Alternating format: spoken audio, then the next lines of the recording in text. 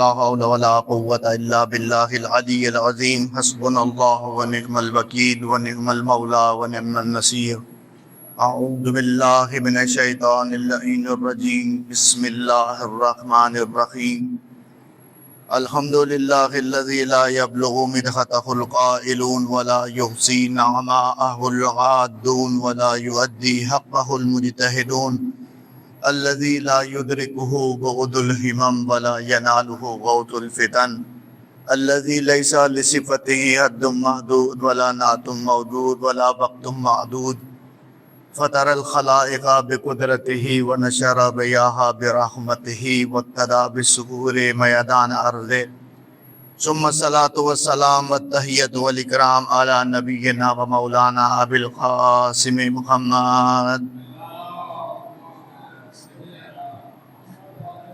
وآله الطيبين الطاهرين المعصومين المظلومين المنتجبين الميامين لا سيما على بقية الله في الأرضين اللهم صل وسلم وزد وبارك على صاحب دعوة النبوية وصولة الحيدرية وإسمة الفاطمية والحلم الحسنية وشجاعة الحسينية وشجاعة الحسينية وعبادة السجادية ومعاصر الباقرية وآثار الجعفرية والعلوم الكاظمية وحجج الرضوية والحجة وجود التقوية والنقاوة النقوية وخيبة العسكرية وغيبة إله العالمين ولعنة الدائمة على أعدائهم أجمعين من الآن إلى قيام يوم الدين أما بعد فقد قال سبحانه وتعالى في محكم كتابه المجيد أعوذ بالله من الشيطان اللعين الرجيم إن عدة الشهور عند الله 12 شهرا في كتاب الله يوم خلق السماوات والأرض منها 4 حرم صلوات بھیجے محمد و آل محمد پر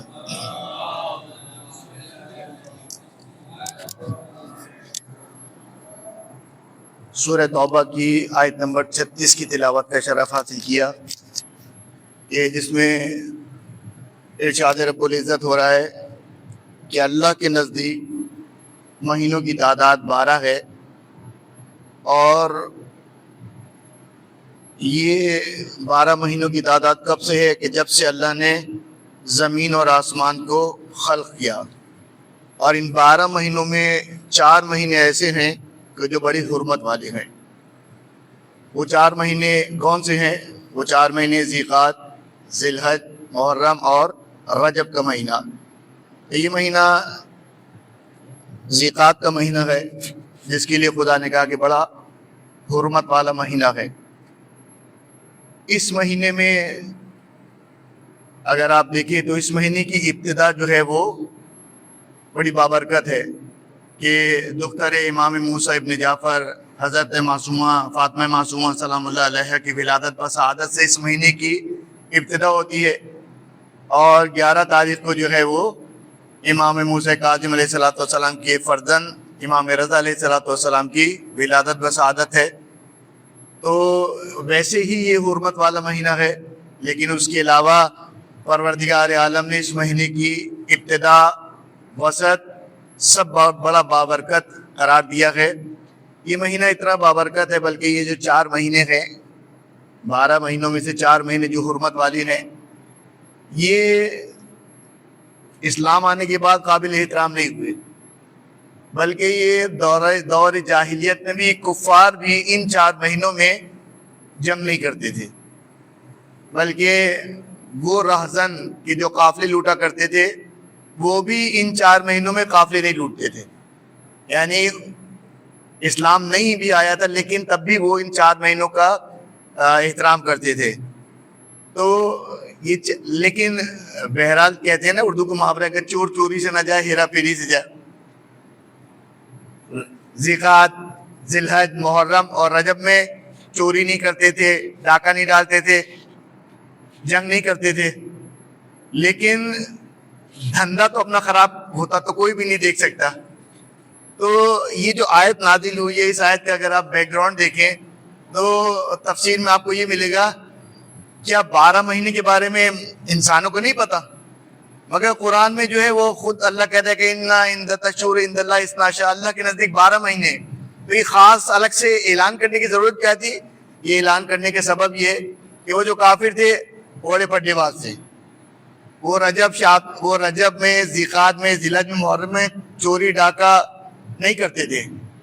لیکن اگر مثلا گرمیوں میں کاروان زیادہ جاتے ہیں سردی کی نسبت پہلے زمانے میں، اور گرمی میں ہی رجب کا مہینہ پڑ رہا ہے، تو اگر وہ کاروان نہیں لوٹیں گے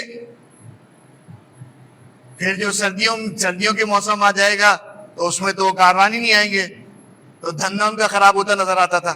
تو وہ کیا کرتے تھے؟ وہ کہتے تھے اس مہینے رجب جو ہے نا وہ مثلا فلاں تاریخ کو پڑے گا، ذیقعد مطلب فلاں مہینے میں پڑے. اللہ نے یہ اعلان کر کے بتا دیا ہے، کیونکہ انسان تو سب کی فطرت ایک ہی جیسی ہوتی ہے کہ اگر اللہ یہ اعلان نہ کرتا تو آج ہم بھی یہی کر رہے ہوتے کہ بھائی ذی الحجہ میں جو ہے وہ حج بڑا بھاری پڑ جاتا ہے، گرمی بہت زیادہ ہوتی ہے، اس لیے جو ہے نا وہ سردیوں میں دن چھوٹا ہوتا ہے، موسم اچھا ہوتا ہے سعودی عرب کا، تو ذی الحجہ اس مرتبہ جو ہے نا وہ سردیوں میں آئے گا. تو اللہ نے وہ اعلان کر دیا کہ اللہ کے نزدیک 12 مہینے ہیں، اور یہ جب سے آسمان زمین کو خلق کیا تب سے یہ مہینے 12 کے 12 ہیں. تو یہ اس آیت کا بیک گراؤنڈ تھا کہ خدا کے نزدیک 12 مہینے ہیں، اور 4 حرمت والے مہینوں میں یہ ذیقعد کا مہینہ. اور ہمارے اس درس کا، بلکہ اب جو آج کے بعد جو 3 درس ہوں گے، سارے درس کا عنوان جو ہے نا وہ برکت ہے. برکت کے حوالے سے گفتگو ہوگی، اور چونکہ آج ذیقعد کا مہینہ ہے تو ظاہر ہے بی بی معصومہ سلام اللہ علیہ کے حوالے سے گفتگو اگر نہیں کی جائے، درود بھیج دیں محمد و آل محمد پر، اللہم صلی علی کہ بی بی کی عظمت کے حوالے سے اگر کوئی بات نہ کی جائے تو یہ بھی بڑی عجیب سی بات ہوگی کہ جس کا لقب کریمہ اہل بیت ہو. اہل بیت میں 2 ہی کریم ہیں، ایک مرد ہے ایک خاتون ہے. ویسے تو سارے کے سارے اہل بیت کریم ہیں، کیونکہ رسول کی اولاد ہے، رسول کریم تھے تو اولاد بھی ساری کریم ہے. لیکن لقب کے اعتبار سے یا امام حسن کا لقب ہے کریم آل محمد، یا امام موسیٰ کاظم کی بیٹی حضرت معصومہ سلام اللہ علیہ کا لقب ہے کریمہ اہل بیت. آپ نے بہت کم عرصہ جو ہے نا وہ اپنے والد کے ساتھ گزارا. اس کے بعد جب وہ بغداد قید کر کے لے کے جائے گئے تو اس کے بعد بی بی نے اپنے بابا کی بھی زیارت نہیں کی. اس کے بعد جب آپ امام رضا علیہ السلام کو خراسان بلا لیا گیا اور کوئی حال احوال نہ مل سکا تو پھر آپ جو ہے وہ اپنے بھائی بھتیجوں کے ساتھ نکلی اور ساوے میں جب پہنچی ہیں اس کے بعد جو ہے وہ دشمنان اہل بیت نے حملہ کیا، اس میں ان کے بھائی بھتیجے اکثریت جو ہے وہ شہید ہوئی. تو آپ جو ہے وہ اس غم کو نہ سہ پائیں اور بیمار ہو گئیں، اور اس کے بعد موسیٰ خزرج نے جو ہے وہ ان کو اپنے گھر مہمان ٹھہرایا، اور 17 دن یہ قوم میں ان کے گھر میں مہمان رہیں، اس کے بعد اس دنیا سے چلی گئیں. تو بی بی معصومہ سلام اللہ علیہ کی شہادت یا وفات کے بارے میں کہ امام رضا سے پہلے وفات ہوئی ہے، امام رضا کے بعد، اس میں بھی اختلاف ہے. لیکن آج چونکہ بی بی کے حوالے سے گفتگو ہے تو شہادت کی بات نہیں کریں گے، خالی بی بی کے کمالات اور فضائل کے اعتبار سے چند گفتگو، اس کے بعد اپنے موضوع پہ آ جائیں گے. کہ بی بی معصومہ سلام اللہ علیہ کی عظمت اتنی زیادہ ہے. دیکھیں معصومین علیہ السلام کی اولادوں میں صرف وہی معصوم ہوتا ہے کہ جو امام ہوتا ہے، باقی اس کے علاوہ ائمہ علیہ السلام کی اولادوں میں سارے غیر معصوم ہوتے ہیں. مولا کائنات کی اولادوں میں سوائے امام حسن امام حسین کی باقی ساری اولادیں جو ہے وہ غیر معصوم. عصمت صغرا پر فائز ہیں، گناہ نہیں کرتے، تدین میں اپنی مثال آپ ہوتے، جیسے حضرت عباس علیہ السلام. شہزادی زینب و کلثوم علیہ السلام کی تو بات ہی نہیں کر رہے، وہ تو امیر کائنات اور شہزادی کونین کی اولاد ہیں. لیکن اس کے علاوہ اگر آپ دیکھیں تو معصومین علیہ السلام کی اولادوں میں معصوم کے علاوہ چند اولادیں ایسی ہیں کہ جن کی جو ہے وہ بہت مقام و بہت مرتبہ ہے. کہ امیر المومنین کی اولاد میں حضرت عباس کا مرتبہ، حضرت عباس علیہ الصلوۃ والسلام کے جیسا تو کوئی ہے ہی نہیں، جس کے لیے جو ہے وہ چھٹے امام جو ہے وہ تذکرہ کرتے ہیں، جس کا تذکرہ جو ہے وہ چوتھے امام کرتے ہیں۔ چھٹے امام فرماتے ہیں کہ جب روز قیامت خدا شہداء کو اجر تقسیم کرے گا تو حضرت عباس علیہ السلام میرے چچا کو جب اجر ملے گا تو سارے شہداء جو ہے وہ تعجب میں پڑ جائیں گے، یعنی امام معصوم جو ہے وہ حضرت عباس کے فضائل پڑھ رہا ہے، تو حضرت عباس کا مرتبہ ہے۔ اسی طرح جو ہے وہ بلد میں جو ہے امام علی نقی کی بیٹے، امام حسن عسکری کی بھائی، امام دمانہ کے چچا سید محمد، ان کا بھی مرتبہ بہت زیادہ ہے۔ لیکن اگر خواتین میں دیکھا جائے تو بی بی معصومہ سلام اللہ علیہ کا جو مرتبہ بیان کیا ہے ائمہ علیہ الصلوۃ والسلام نے، کہ جیسے امام رضا علیہ الصلوۃ والسلام کی خود روایت ہے، درود بھیجے محمد و آل محمد پر، امام فرماتے ہیں اپنی بہن کے بارے میں کہ جس نے معصومہ قم کی زیارت کی گویا اس نے میری زیارت کی، یعنی اپنی بی بی معصومہ سلام اللہ علیہ کی زیارت کو اپنی زیارت کے مقابلے پر لے کے آ گئے، یعنی بی بی کا مرتبہ اتنا زیادہ ہے کہ ان کی زیارت کرو تو گویا ایسے کہ جیسے تم نے میری زیارت کی۔ بعض روایتوں میں اس سے بھی بڑھ کے ہے کہ جس نے جو ہے وہ فاطمہ معصومہ کی زیارت کی گویا ایسا ہے کہ جیسے اس نے فاطمہ زہرا سلام اللہ علیہ کی زیارت کی۔ چھٹے امام کی روایت ہے یہ اللہ کے لیے حرم ہے مکہ ہے، رسول اللہ کے لیے حرم ہے مدینہ ہے، کہا امیر المومنین کا حرم ہے کوفہ ہے، اور کہا ہم اہل بیت کا حرم جو ہے وہ قم ہے۔ امام فرماتے ہیں کہ جنت کے 8 دروازے ہیں، اس میں سے 3 دروازے جو ہے وہ قم میں کھلتے ہیں، تو یہ بی بی سلام اللہ علیہ کی عظمت ہے اور ان کا مقام اور مرتبہ ہے کہ بڑے سے بڑا عالم مجتہد آپ کو جو ہے وہ بی بی کے در پہ ہی نظر آئے گا۔ آیت اللہ مرشی بی بی کے حرم صبح کھلنے سے پہلے آپ حرم کے دروازے پہ کھڑے ہوتے تھے۔ علامہ طباطبائی جب تفسیر میزان وغیرہ لکھ رہے تھے، ان کی زوجہ نے بڑے ان کی مدد کی، انتقال ہو گیا، تو ان کے بچوں نے پوچھا کہ ہماری ماں جو حرم جاتی تھی بی بی معصومہ سلام اللہ علیہ کے حرم میں، تو کبھی ہم لوگ کو لے کے نہیں جاتی تھی، اس کی کیا وجہ ہے؟ دیکھیں بی بی معصومہ سلام اللہ علیہ کا ایک ایسا اخلاق ہے کہ جو بھی قم میں رہ لینا، وہ دنیا میں کہیں بھی چلا جائے، بڑے سویلائز شہر میں بھی چلا جائے نا جہاں پہ ہر قسم کی سہولت موجود ہو، لیکن جو قم کی محبت ہے نا وہ اس کے دل سے نہیں نکلتی۔ حتیٰ زوال بھی جاتا ہے، چند دن کے لیے جاتا ہے، چند گھنٹوں کے لیے جاتا ہے، لیکن بی بی معصومہ سلام اللہ علیہ کا ایسی کرامت ہے کہ جو بھی جاتا ہے وہ عاشق ہو جاتا ہے۔ تو علامہ طباطبائی کے بچوں نے پوچھا کہ ہماری ماں جب جاتی تھی زیارت کے لیے حرم میں، ہمیں اپنے ساتھ لے کے کیوں نہیں جاتی تھی؟ تو علامہ طباطبائی نے فرمایا کہ تمہاری ماں جب زیارت کے لیے جاتی تھی تم لوگ کو ساتھ اس لیے نہیں لے کے جاتی تھی کہ وہ جب جاتی تھی اور بی بی کو سلام کرتی تھی تو بی بی کا جواب آتا تھا، وہ بی بی سے بات کرتی تھی۔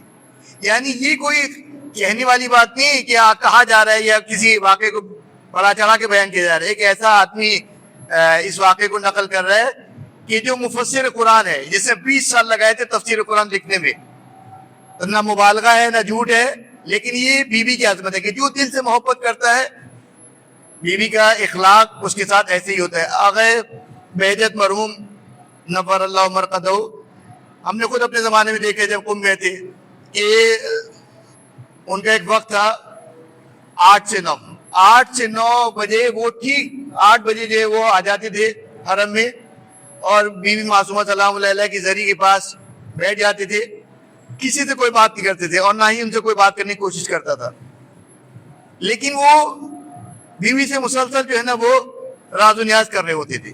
تو جس نے جتنی لو لگائی اس کو معصومہ کے در سے اتنا ہی ملا، چاہے وہ آغا مرشی ہو، چاہے وہ آغا محمد حسین طباطبائی ہو، چاہے آج کے موجودہ مہاراجے ہو، سب در اہل بیت پر بی بی معصومہ کے پاس آتے ہیں اور اپنی حاجات کو لے کے جاتے ہیں. تو بی بی معصومہ سلام اللہ علیہ کی زیارت کا بڑا ثواب ہے.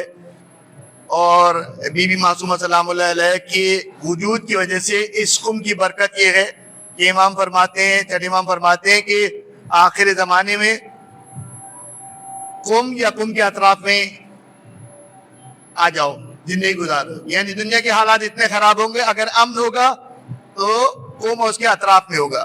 تو انشاءاللہ خدا آپ سب کو اور ہم سب کو جو ہے وہ زیارت بی معصومہ سلام اللہ علیہ کا جو ہے وہ نصیب فرمائے. ہمارا موضوع جو ہے وہ ان درسوں کے لیے جو ہے وہ برکت ہے. دیکھیں برکت اردو میں بھی استعمال ہوتا ہے اور سب اس کا معنی جانتے ہیں. ہم اپنے گھروں میں اردو میں استعمال کرتے ہیں، برکت اٹھ گئی گھر سے، برکت ختم ہو گئی. تو یہ برکت ہے کیا؟ کس چیز کا نام ہے؟ برکت کا معنی جو بیان ہوا ہے وہ یہ نہیں ہے کہ برکت کا معنی یہ نہیں ہے کہ چیز زیادہ ہو جائے گی. مثلا اگر جو ہے وہ تنخواہ میں برکت ہو گئی تو 18,000 سے 20,000 بھی ہو جائے گی، یہ بھی ہو سکتا ہے. لیکن برکت کا معنی یہ ہے کہ وہ چیز جو ہے نا وہ پائیدار ہو جائے گی. یعنی اس چیز میں جو ہے وہ وسعت ہو جائے گی. تو یہ برکت کا معنی ابھی میں نے خالی اس لیے بیان کیا کہ تاکہ آپ کو موضوع کا اندازہ ہو جائے. اور اس کے بعد جو ہے وہ گفتگو کو جب شروع کریں گے کہ برکت جو ہے وہ اردو میں بھی استعمال ہوتا ہے، عربی میں بھی استعمال ہوتا ہے، فارسی میں بھی استعمال ہوتا ہے. اور یہ ایسا مفہوم ہے کہ جسے اردو میں جب استعمال کیا جاتا ہے تو کہا جاتا ہے کہ برکت اٹھ گئی، برکت اٹھ گئی. ہمارے جب بھی لفظ برکت استعمال ہوتا ہے تو وہ استعمال ہوتا ہے کس کے لیے کہ مثلا جو ہے وہ رزق، آمدنی کم ہو گئی. جبکہ برکت کا تعلق خالی رزق سے نہیں ہے، روٹی سے نہیں ہے، کھانے سے نہیں ہے، بلکہ برکت کا تعلق زندگی کے ہر شعبے سے ہے. آمدنی میں برکت، عمر میں برکت، اولاد میں برکت، وقت میں برکت، رشتہ داری میں برکت، دوستی میں برکت، یعنی ہر چیز کے اندر برکت شامل ہے.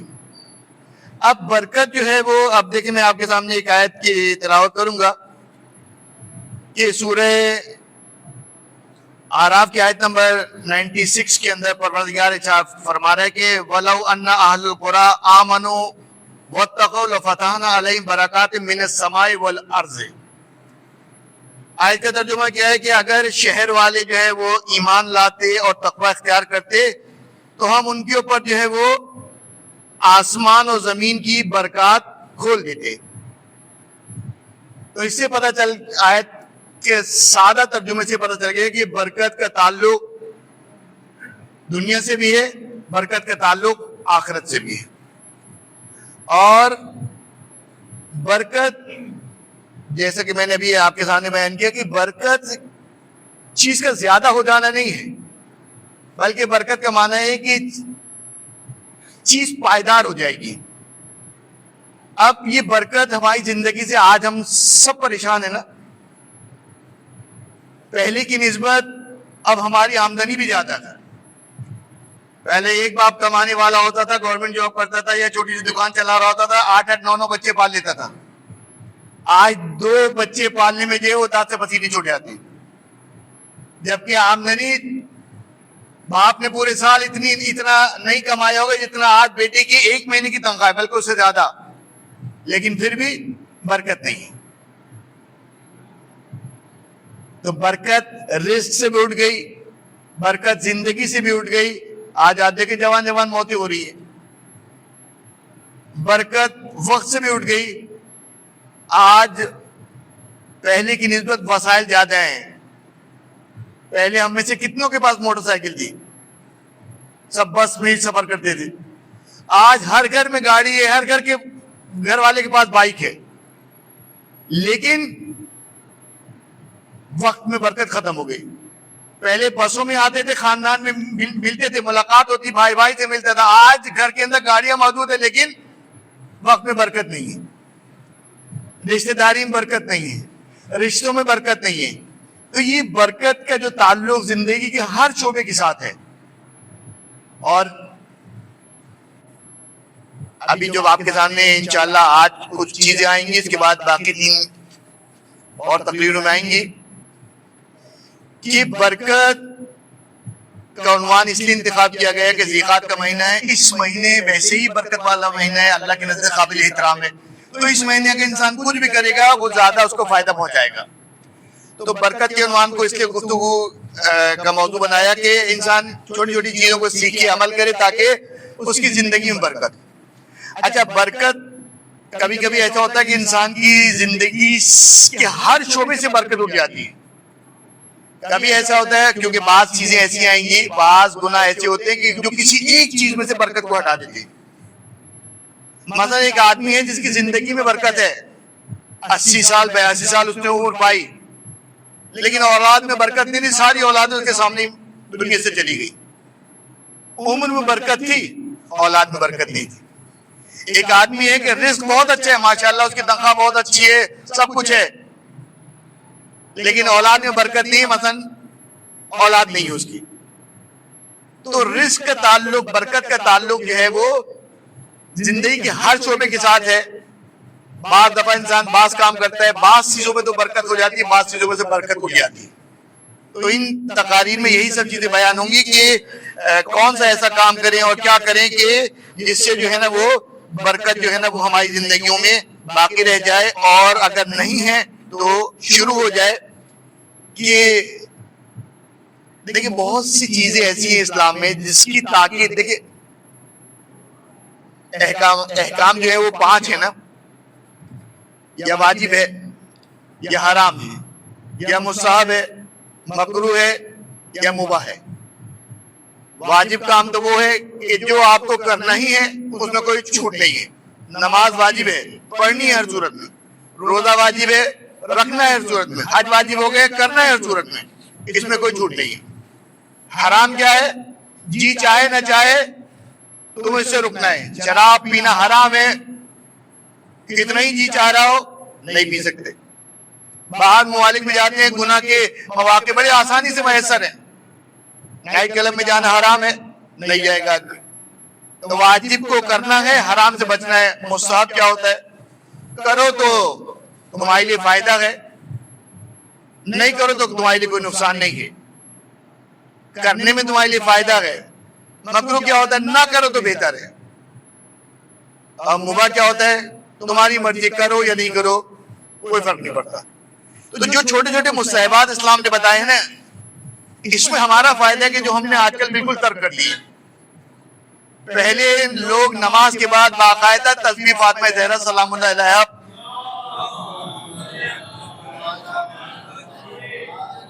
باقاعدہ پڑھتے تھے. آج بس پتہ نہیں کیا ہے, جیسی نماز ختم ہوتی سب سے پہلے موبائل دیکھتے ہیں, جیسے اللہ کی طرف سے میسج آ گیا بھائی تمہاری نماز تو قبول ہو گئی. بیل نہیں بجی اس لیے باقی نمازی ڈسٹرب ہوں گے, لیکن میسج آیا تھا, فوراً اٹھا کے دیکھتے ہیں, تسبیح چھوڑ دی. ہم نے اپنے بزرگوں کو دیکھا تھا کہ نماز کے بعد جو ہے وہ باقاعدہ جو ہے وہ 3 رکوع میں زیارت پڑھتے تھے. آج وہ بھی سسٹم ختم ہوتا گیا. پہلے ہمارے گھروں کے اندر جو ہے وہ منتوں کا رواج تھا, بھائی منت مانی, چلو آؤ سب بیٹھو, بچوں کو بیٹھاتے, بھائی بیٹھو چلو حدیث کتاب پڑھنی ہے. یہ سب چیزیں باعث برکت تھی, تربیت ہو رہی تھی. اب وہ چیزیں آہستہ آہستہ سے ختم. جب وہ ماں کو ہی دیکھتے ہیں کہ ہر وقت جو ہے نا وہ بیٹھی موبائل پہ ہی بیٹھی ہوئی ہے, اچھا وہ عورتیں نہیں, ورنہ مجھے یہی سے چپل کے اندر مار دیتی. کہ بچہ گود میں ہوتا ہے, ہاتھ میں موبائل ہوتا ہے, انہیں پتہ ہی نہیں چلتا کہ فیڈر بچے کے منہ میں, یہ تکیہ کے اندر ہے, وہ تکیہ میں لگائے ہوئے 1 گھنٹے تک بچے کو دودھ پلا رہی ہے. اس کے بعد دیکھتے یار فیڈر تو پورا بھرا ہوا ہے, پتہ چلا بچے کے منہ میں نپل نہیں تھی, وہ تو تکیہ میں گھسی ہوئی تھی. تو جب گھر کا ماحول ایسا ہو جائے تو برکت کہاں سے رہے گی. چھوٹی چھوٹی چیزیں جو ہے نا جنہیں ہم نے معاشرے میں ترک کر دیا, یہ باعث برکت تھی. ان میں سے پہلی چیز یہ نماز جماعت. یہ نماز جماعت یہ وہ چیز ہے کہ جو باعث برکت ہے, برکت لاتا ہے. آج موقع ڈھونڈتے ہیں کہ کسی طرح جو ہے نا وہ نماز جماعت میں نہ جانا پڑے, اور نماز جماعت میں بھی آتے ہیں تو مغرب کی مولانا کے ساتھ پڑھ لی, جتنی دیر وہ تسبیح پڑھتے عشاء پڑھی ہو گئے. جبکہ نماز جماعت میں جتنے لوگ پڑھتے ہیں اتنی نماز کا ثواب بڑھتا ہے. مال میں تو اگر 2 روپے بچ رہے ہوں تو انسان کہتا ہے کہ 2 روپے کیوں ضائع کروں میں, اور جب نیکی کا وقت آتا ہے تو کہتا ہے کہ میں اپنے 5 میں جماعت کا انتظار کیوں کروں, میں فرادہ پڑھ کے نکل جاؤں گا. تو پہلی چیز کیا ہے کہ جماعت نماز ہے, کہ جماعت نماز جو ہے وہ انسان کی جو ہے نا وہ زندگی میں برکت لاتا ہے. حدیثیں پڑھنے کا ٹائم نہیں رہ گیا, زیادہ حدیثیں پڑھوں گا تو پھر آپ لوگ بھی غائب ہو جائیں گے اور میں اکیلا رہ جاؤں گا. تو درود بھیجے محمد و آل محمد پر.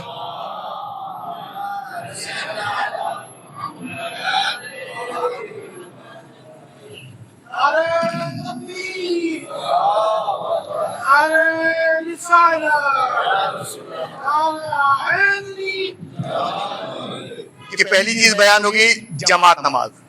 انسان نماز میں باجماعت نماز میں شریک ہوتا ہے. دیکھیے اب میں نماز فرادہ پڑھوں یا جماعت کے ساتھ پڑھوں, اس سے برکت کے تعلق ہے. ہم نے اپنی زبان کی وجہ سے وہ برکت کا معنی کو اتنا محدود کر دیا ہے, جبکہ برکت ہر چیز میں ہے. جماعت نماز کا فائدہ کیا ہے؟ انسان کو انسان اسی لیے کہتے ہیں کہ ان سے نکلا ہے. یہ ایسا جانور ہے کہ ساتھ رہتا ہے تو جھگڑا کرتا ہے, اور اگر اکیلا ہو جائے تو تنہائی سے مر جاتا ہے. ساتھ رہتا ہے کیوں جھگڑا کرتا ہے؟ اس کے پاس کیوں ہے میرے پاس کیوں نہیں ہے, وہ سکون سے کیوں ہے میں کیوں بے چین ہوں, اس کے پاس مال زیادہ کیوں میرے پاس کم کیوں ہے, اس لیے جھگڑا کرتا ہے. اکیلا ہوتا ہے تو تنہائی کے خوف سے مر جاتا ہے. یہ جو اجتماعی عبادت ہے نا, اس کا فائدہ یہی ہے کہ اجتماعی عبادت میں بار بار ہم تو خیر 3 وقت میں 5 وقت کی نماز پڑھ لیتے ہیں, لیکن اگر 5 وقت میں پڑھیں تو بار بار یہ جو جماعت کے لیے جب انسان جا رہا ہے نا, آپس میں مومنین سے ملاقات ہو رہی ہے, ایک دوسرے کی مشکلات شیئر ہو رہی ہے. میری جاب چھوٹ گئی ہے, اس نے کہا اچھا مسئلہ نہیں ہے, میری کمپنی میں جگہ خالی میں تو میں بات کرتا ہوں. تو یہ جماعت نماز کے ہزاروں فائدے ہیں. انسان جب جاتا ہے لوگوں سے ملتا ہے, یہ جو اسٹریس ہوتا ہے یہ ہوتا کیوں ہے؟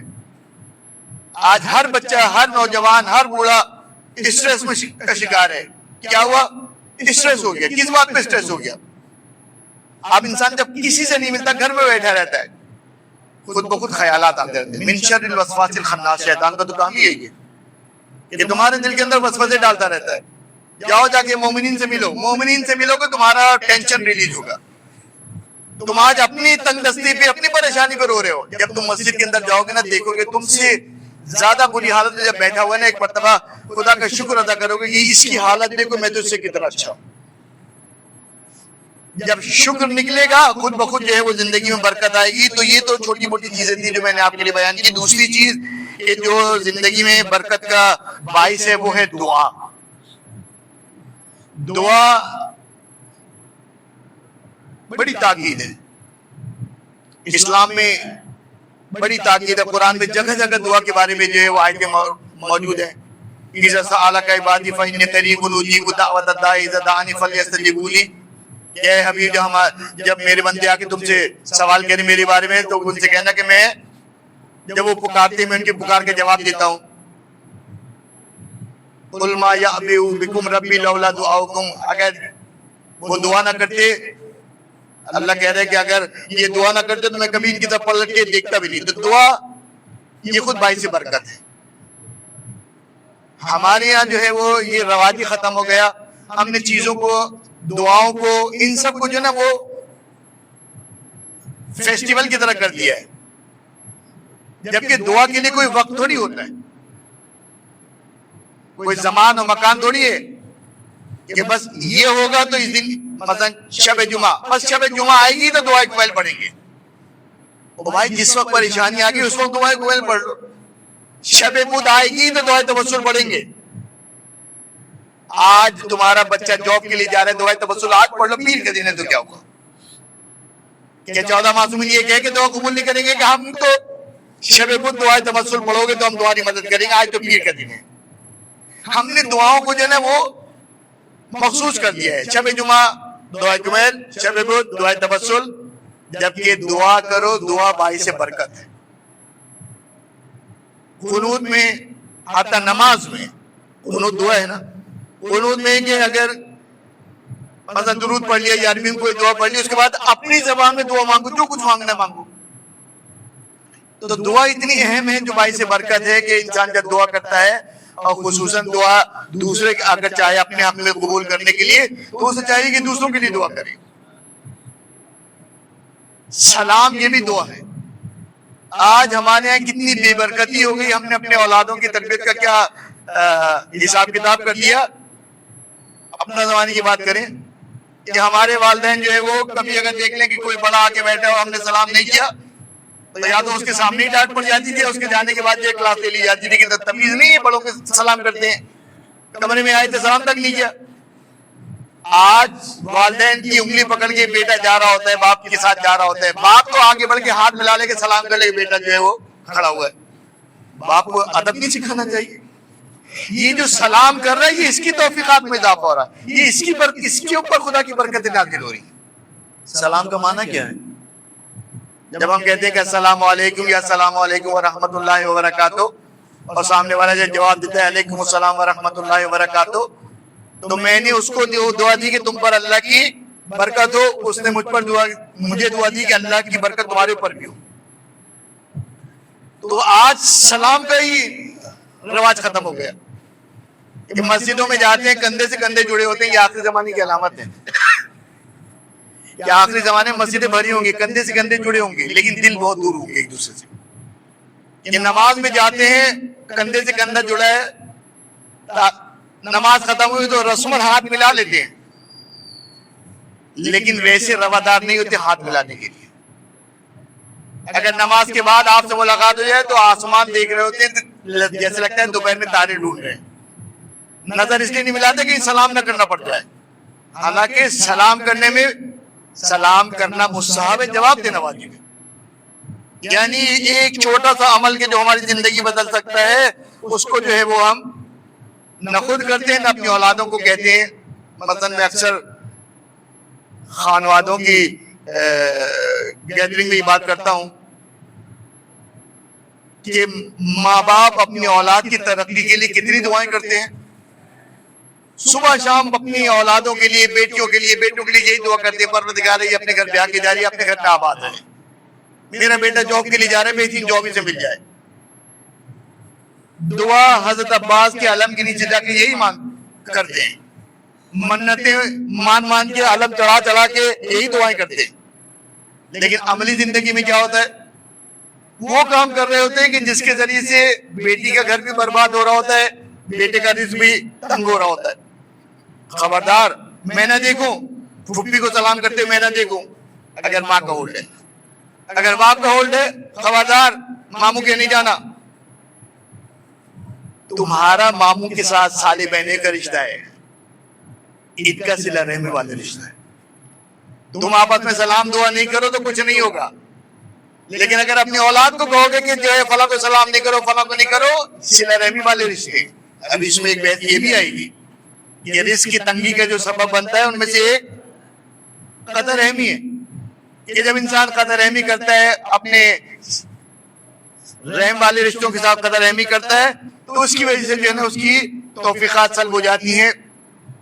تیسری چیز, اور اسی پہ آج کی تقریر ختم ہوگی, کہ احترام کرنا. آج ہماری زندگی سے احترام ختم ہو گیا. بڑا چھوٹے بڑوں کا احترام نہیں کرتے, بڑے بھی چھوٹوں کے ساتھ جو ہے ان کا رویہ ایسے ہی ہے. یہ احترام اتنا اہم ہے کہ روایتوں میں ہے کہ بوڑھے شخص کا احترام اس لیے کرو کہ اس کی داڑھی سفید ہے. یعنی داڑھی سفید ہونے سے کون سا کمال آ گیا کمال نہیں آیا.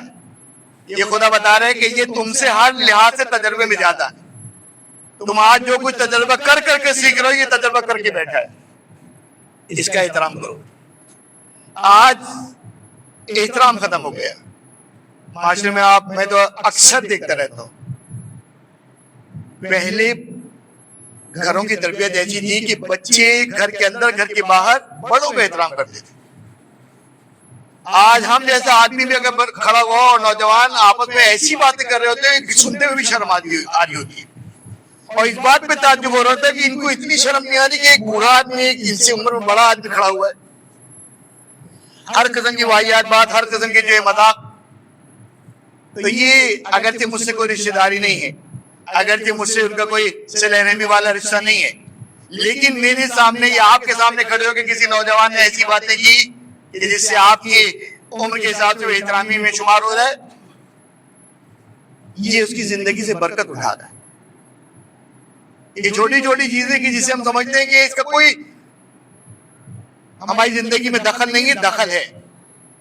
کہ آج ہر مومن پریشان ہے. اچھا، لوگ سمجھتے ہیں کہ یہ دعا پڑھیں گے بس رزق فراوان ہو جائے گا، نماز جعفر تیار پڑھیں گے اور یہ پریشانی ختم ہو جائے گی، زیارت عاشورہ پڑھیں گے سارے بگڑے کام بن جائیں گے. عقیدہ بالکل صحیح ہے، بالکل صحیح عقیدہ. زیارت عاشورہ میں یہی کمال ہے، نماز جعفر تیار میں یہی کمال ہے. لیکن پھر جب میں پڑھتا ہوں تو کیوں نہیں اس کے اثرات ہوتے؟ سورہ طلاق کی آیت میں علت بتا دی نا کہ وَمَن يَتَّقِ اللَّهَ يَجْعَلْ لَهُ مَخْرَجًا، کہ جو اللہ کا تقوی اختیار کرتا ہے اللہ اس کے نکلنے کے راستے بناتا ہے. جب اللہ کا تقوی اختیار نہیں کیا، جب آگے جھوٹ پیچھے جھوٹ، آگے دھوکا پیچھے دھوکا، اس کے بعد زیارت عاشورہ ہو چاہے نماز جعفر تیار ہو چاہے کوئی بھی عمل ہو، وہ اپنا اثر نہیں دکھائے گا. یہاں پہ بھی ہم جب کہتے ہیں نا کہ ہماری زندگی سے برکت اٹھ رہی ہے، مولانا اتنی ہینڈسم سیلری ہے، میں آپ کو کیا بتاؤں کتنے فگر میں میری سیلری ہے، مہینہ ختم نہیں ہوتا اور میری سیلری ختم ہو جاتی ہے. مولانا میرے بچے جو ہے نا وہ ایسے ہیں فلانی فلانی، یعنی بچوں میں سے برکت اٹھ گئی. یہ برکت کیوں اٹھی؟ یہ ہم نے کچھ ایسے کام کیے ہیں کہ جس کی وجہ سے پروردگار عالم نے ان چیزوں سے برکت اٹھائی. انشاءاللہ اگلی بحثوں میں آئے گا کہ بعض کام بعض چیزوں میں برکت لاتے ہیں. مثلا گھر کے اندر داخل ہو سلام کرو. گھر کے اندر میں داخل ہوا ہوں، کوئی بھی نہیں ہے، میں سلام کیوں کروں؟ ختم مرتبت کی حدیث ہے کہ گھر کے اندر داخل ہو تو سلام کرو. یہ سلام کا کیا فائدہ ہے؟ کہا یہ سلام کرتے ہو تو جو تمہارے گھر میں ملائکہ ہوتے ہیں وہ تمہارے اس سلام کا جواب دیتے ہیں اور خدا کی برکتیں تمہارے پر نازل ہوتی ہیں. جبکہ گھر کے اندر کوئی نہیں ہے، یا تو مومن مومن کو سلام کرنے کو تیار نہیں ہے، اللہ کے رسول کہہ رہے خالی گھر میں داخل ہو تو سلام کرو. تو یہ چیزیں ایسی ہیں کہ جو باعث برکت ہے. انسان کی زندگی میں جو بے برکتی آ جاتی ہے، وقت میں جو بے برکتی آ جاتی ہے وہ ختم ہوتی ہے. اور انشاءاللہ باقی اب جو تقاریر آئیں گی اس کے اندر ان چیزوں کو بیان کیا جائے گا کہ جن کے ذریعے سے زندگی میں برکت آتی ہے. خیر ابھی تو وہی چیزیں چل رہی ہیں تو اس کا آہستہ آہستہ بیان آئے گا. لیکن اللہ نے دو کان اس لیے نہیں دی کہ یہاں سے سن کے یہاں سے نکال دیا جائے.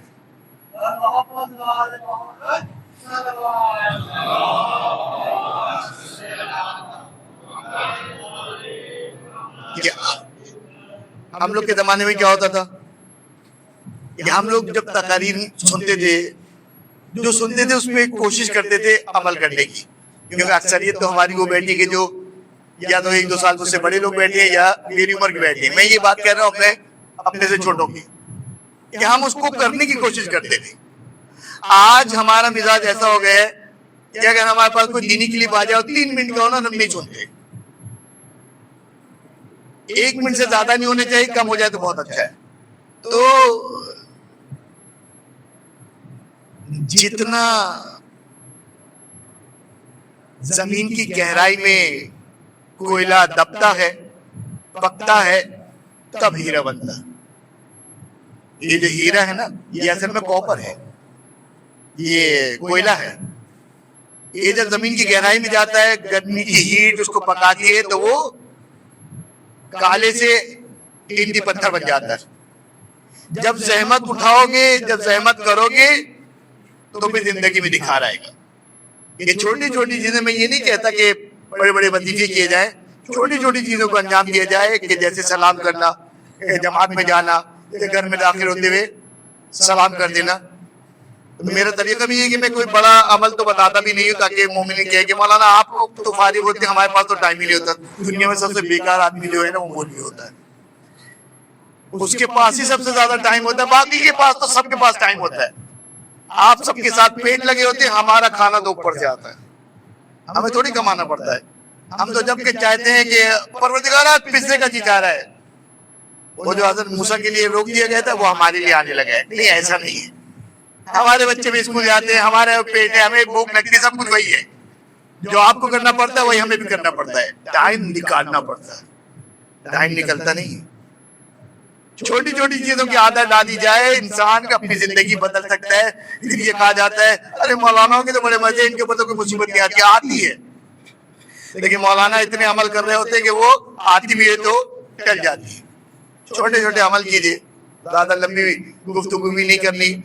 نماز جماعت میں کوشش کرے، مسجد میں گھر میں داخل ہو سلام کرے، بچوں کو آداب سکھائیں، آپ بھی اپنے بڑوں سے سلام کریں، چھوٹوں پہ وہ کریں. یہ ساری چیزیں باعث برکت ہے. یہ ذیقات کا مہینہ ہے، کوشش کرے کہ انسان اپنے آپ کو بدل لے. ذیقات، ذلت، اور اس کے بعد تو محرم، سفر تو عزاداری کے مہینے ہیں. اس دعا کے ساتھ کہ خدا اس ماہ مبارک ذیقات کی برکت سے بی بی معصومہ اور حضرت امام رضا علیہ السلام کے صدقے میں جتنے بھی مومنین یہاں پہ بیٹھے ہیں، پروردگارہ ان کو صحت و سلامتی کے ساتھ طول عمر عطا فرما، ان کی زندگیوں میں خیر و برکت عطا فرما. پروردگارہ ان میں جو بے روزگار ان کو روزگار نصیب فرما، جو برسر روزگار ان کی روزگار میں خیر و برکت عطا فرما. پروردگارہ جو بے اولاد ہیں ان کو اولاد صالح نصیب فرما، جو صاحب اولاد ہیں ان کو اپنی اولادوں کی خوشیاں دیکھنا نصیب فرما. پروردگارہ اسلام اور مسلمین کو عزت و کامرانی نصیب فرما، دشمنان اسلام کو، کافرین اور منافقین کو نیست و نابود فرما. مملکت ایران کی سرحدوں کی حفاظت فرما. پروردگارہ جتنے بھی مومنین یہاں پہ تشریف فرما ہے، ماہ ذیقات کی برکت سے ان کو جلد از جلد بی بی معصومہ اور امام رضا علیہ السلام کی زیارت نصیب فرما. پروردگارہ ان سب کو جو ہے وہ مکہ، مدینہ، تاج محل، نجف، سامرا سب کی زیارت نصیب فرما. پروردگارہ زمانے کے امام کو ہم سے راضی و خوشنود فرما، اور جب امام کا ظہور ہو ہمیں ان کے انصار و اعوان میں شامل فرما. ربنا تقبل منا انک انت السمیع العلیم وتب علینا انک انت التواب الرحیم برحمتک یا ارحم الراحمین.